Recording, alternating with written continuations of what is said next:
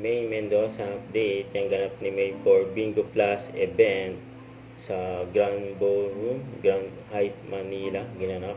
And Pinoy Drop Ball and ID story ni May. Ayan pang outfit ni May for Bingo Plus event. Ayan, naka-purple siyang outfit, bagay na bagay kay May. Ayan, may iba pang mga picture at video ni May sa Bingo Plus event. Kasi sa pera, especially in Bulacan, sa province kasi, so talagang maraming pera everywhere. Totoo. Okay, well, I'm sure you're also very much excited to try out this game, right? And bring back childhood memories.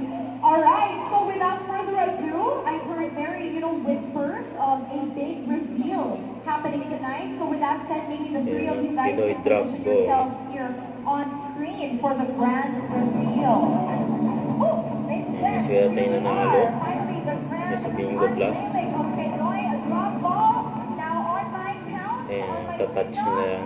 Pinoy Drop Ball style, you guys can join me in counting in 3, 2, 1, and drop! Congratulations.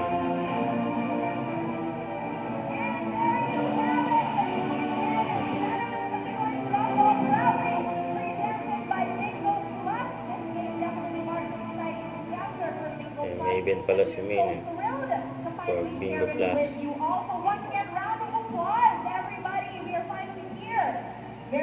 Sulit at saya, plus sa panalo. Ang ganda ng outfit ni May, no? Bagay na bagay. And one and only, May Mendoza. Now, of course, for tonight, we couldn't have asked for a better way to introduce Pinoy Drop Ball, not only to our audience here in the Philippines, but of course, to the whole world. So once again, round of applause for Maine, everybody, and our dearest executives.